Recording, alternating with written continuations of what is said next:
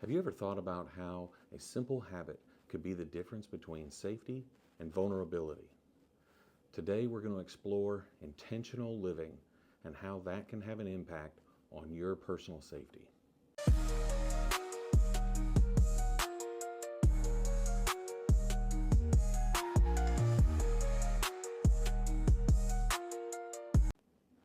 Hi, welcome to the Grayson County Sheriff's Office. I'm Lieutenant Jeremy Cox.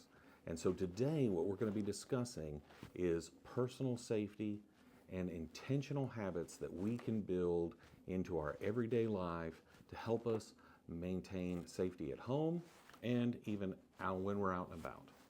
And so today we're talking about adopting intentional habits that can significantly bolster up our safety. And so these are just some things that we can do to help with our personal security. And so first off, simple things. Your vehicle. Make sure you lock it. A lot of times people take that as an everyday habit and they take it for granted. And so they think they locked their vehicle and they didn't.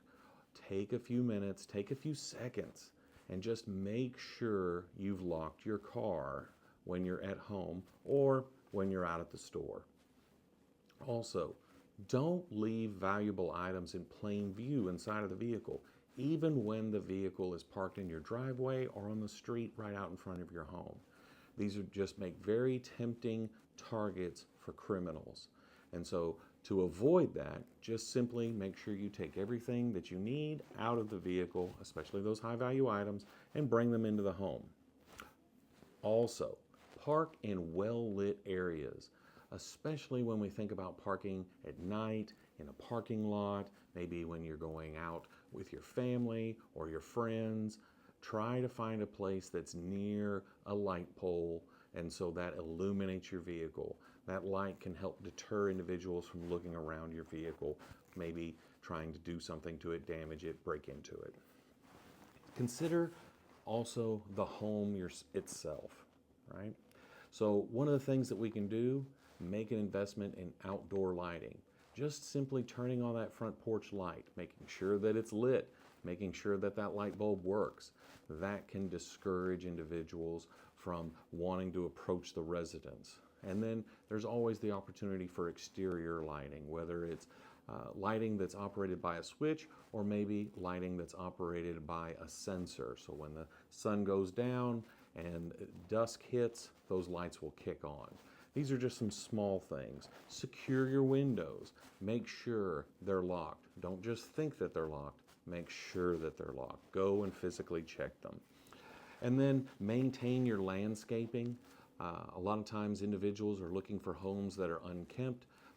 And so just maintaining good landscaping can also help be a deterrence. Inside the home, make sure we're locking our doors. Do not ever leave your home without making sure that your doors are locked. And then at night, lock those doors. When you go to bed, make sure your doors and windows are locked. And then avoid hiding a spare key. A lot of times people think that they'll just hide a spare key and nobody will notice.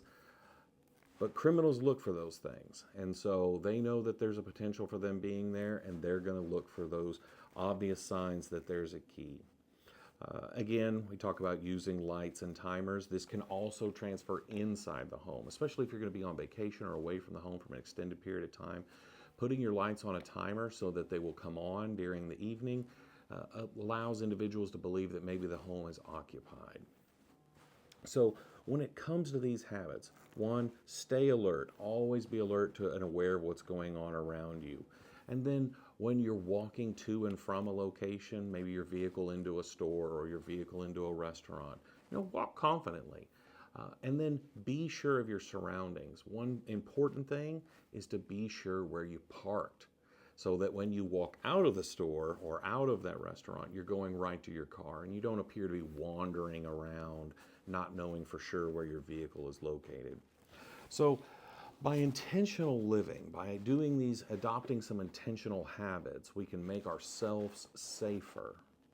And then when we do that, we can also make our families safer. and this makes for a safer Grayson County. And that's really the goal, is to make Grayson County the safest as possible. I'm Lieutenant Jeremy Cox with the Grayson County Sheriff's Office. If you have any questions about things like this, please shoot us an email, message us on social media, and let us know, and we'd be happy to discuss that with you.